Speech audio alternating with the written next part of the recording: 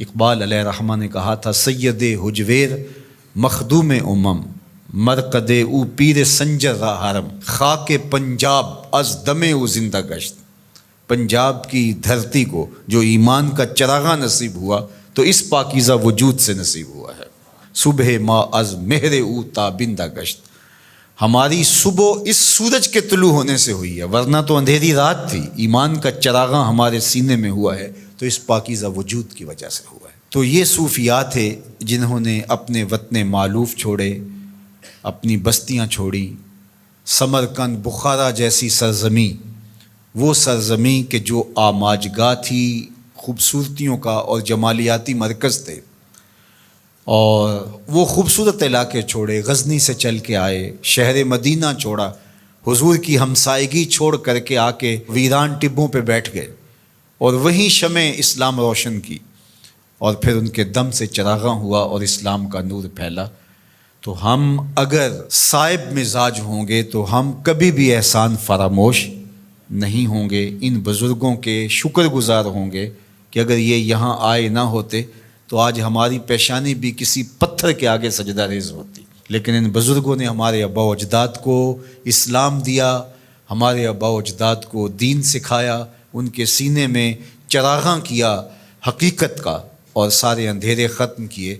اور آج ہم جیسے بھی مسلمان ہیں، جس طرح کی بھی ہمارے اندر کوتاہیاں موجود ہیں، لیکن شکر ہے ہمارا اللہ پر توکل ہے، ہم اللہ کے ساتھ یقین کا رشتہ رکھتے ہیں، اس کے رسول صلی اللہ علیہ وسلم کا نام ہمارے سینوں کے اندر ٹھنڈک کا سبب اور ذریعہ ہے، صحابہ اور اہل بیت کے ساتھ ہماری محبتوں کا رشتہ مستحکم اور مضبوط ہے۔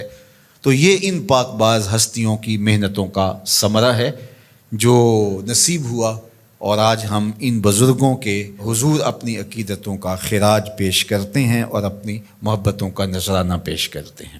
دوسری بات، چونکہ جب کسی چیز کی اصل لوگوں کی ضرورت بنتی ہے تو مارکیٹ میں اسی کی نقل آتی ہے، جس کی اصل قابل قبول نہیں ہے اور جس کی اصل کی ڈیمانڈ نہیں ہے اس کی نقل بھی نہیں آتی۔ تو اس لیے چونکہ صوفیاء کے ساتھ لوگوں کا تعلق، لوگوں کا ربط، لوگوں کا رشتہ محبت بہت گہرا ہے، تو بہت سارے ایسے لوگ جو صوفی نہیں تھے وہ لبادہ اوڑھ کر کے بیٹھ گئے اور لوگ ان کی طرف جانے لگے، پھر ان کے کہے ہوئے جملوں کو آگے نقل کرنے لگے، اور معاشرے کے اندر تصوف کا ایک غلط تصور پھیلا جو کہ تصوف کی روح نہیں تھی۔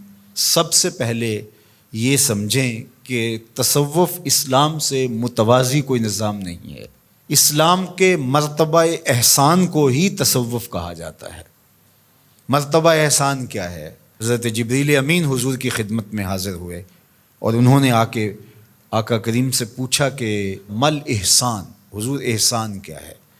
تو آقا کریم نے فرمایا، تو اللہ کی عبادت اس طرح کرے کہ گویا تو اسے دیکھ رہا ہے۔ تو عبادت کو اس طرح سے کرنا یہ مرتبہ احسان ہے۔ دوسرے لفظوں کے اندر اس کو تصوف کہا جاتا ہے۔ اگر آپ سے میں یوں کہوں کہ انما الاعمال بالنیات سے شروع ہونے والا سفر کأنک تراہ پہ ختم ہوتا ہے، اس سفر کا نام تصوف ہے۔ اس کو مرتبہ احسان کہہ لیں، اس کو تصوف کہہ لیں، اس کو صوفیزم کہہ لیں، اس کو کوئی نام دے دیں، تو یہ ہے مرتبہ احسان جو انما الاعمال بالنیات سے شروع ہوتا ہے، اور وَاعْبُدْ رَبَّكَ كَأَنَّكَ تَرَاهُ، اپنے رب کی عبادت اس طرح کرو کہ گویا تم اسے دیکھ رہے ہو۔ تو یہ جتنا احساس انسان کے اندر راسخ ہوتا چلا جائے گا اس قدر وہ بڑا صوفی ہوگا۔